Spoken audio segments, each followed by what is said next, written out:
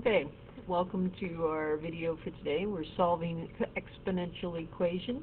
Our essential question is, how do we solve exponential equations? Example number 1, 10 to the x plus 7 minus 4 is equal to 10.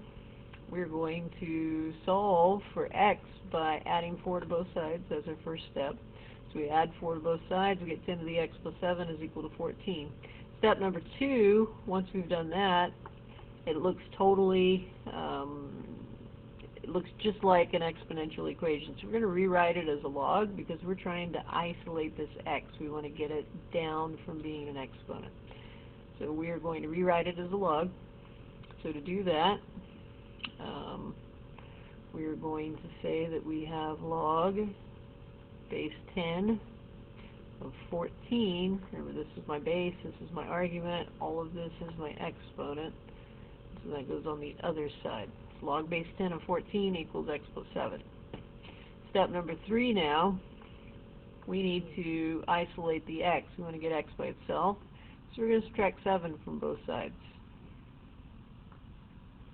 This will get our x by itself, so we have x is equal to log base 10 of 14. Take away 7 is equal to x. So now what we need to do is we go to our calculator and we're going to simplify that. So log base 10 of 14, remember when you put this in the calculator, the 14 is the only thing that goes inside parentheses. Okay, now that I've put this in the calculator, I get that x is equal to, and this is an approximation, it's not equal, negative 5.8539. So I'm going to have about 4 places behind the decimal point. And just the number of places behind the decimal point is just dependent upon what they ask you to do. So if they ask you for 3 places, round it to 3. If they ask you for 4, round it to 4. So I have what x is approximately equal to. Now that I've done that, it's always important that you go back and check your answer by making sure that it works. So all I'm going to do is take this x number, plug it in right here where the x is, put it all in my calculator, and make sure that this gives me a number that is very, very close to equaling 10. It may be off a smidge because we had to round right here. So I'm going to take 10 and raise it to the power of negative 5.8539 plus 7. I'm just putting that all directly in my calculator. Get outside that parenthesis, get outside of that exponent, subtract 4 down on the bottom, and I want that to be really, really close to 10. So I'm just going to plug it in the calculator, make sure it works, and see what we get. When you put it in the calculator, on the right side over here, I get 9.9991, which is really, really close to 10. So this answer checks. So my correct answer is x equals negative 5.8539. And that is example number 1. So go ahead and pause, finish copying down this problem, and we'll move on to example 2. Okay, example number 2. We have 7e to the 3x is equal to 2. Now notice on this one my base is e. Anytime I'm using e, we're going to use the natural log to finish solving this. Instead of log, we're going to use the ln log when we finish solving this. So that's just something to remember here in a minute when we get to it. Alright, my first step is, I'm trying to isolate the x, so the first thing I want to do is get rid of the 7 by dividing both sides by 7. So let's go ahead and do that. If I divide by 7, I get e to the 3x is equal to 2/7. Okay. My next step now is I now have it looking like an exponential, so I'm going to, step number 2, rewrite as a natural log. And again, I'm using natural log because I'm dealing with a base of e. So we're going to rewrite it as the natural log. If you forget and use regular log, it's not going to kill anything. When you're using natural log, the base is automatically e, so you don't have to write the e. So you can just put ln of 2/7 is equal to 3x.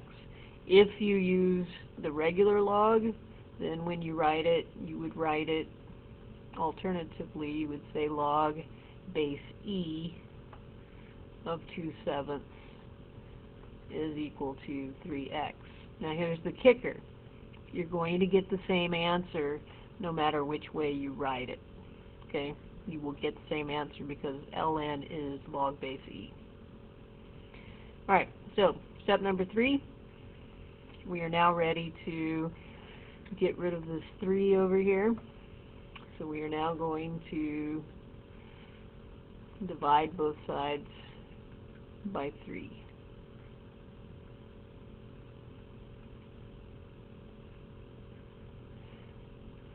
Now you could go ahead and figure out what the natural log of 2/7 is and then divide by 3. The only problem with that is you don't want to, you would want to not approximate too many times during the problem. So just by taking and putting this all in one time in the calculator, I'm not going to have to worry about approximating an approximation. So I'm not going to lose any value by doing it this way. So I'm dividing both sides by 3. Now I'm ready to put this in my calculator. So on my calculator, what I'm going to type in, just in the regular calculator screen, is I'm going to hit my Control Divide so that I get that little fraction tool. And then in the top, I'm going to type in natural log of 2/7. And then in the bottom, you put your 3. Just make sure that this is how it looks on your calculator. Okay, if you're doing it the other way, you're doing Control Divide so that you get your little fraction tool, and in the top you're typing in log base e of 2/7, and then on the bottom you're dividing by 3. Okay, either way you should get the same answer.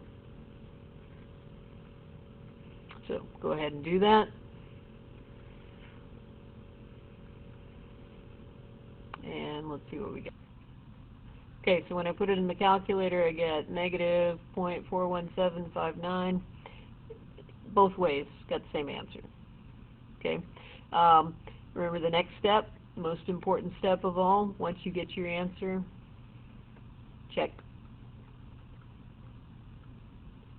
Because a lot of times on these you will end up with answers that do not work, called extraneous answers. So all I would do is go back to the very beginning, take my equation, plug it back in, and make sure that it works. So 7e to the 3 times negative 0.41759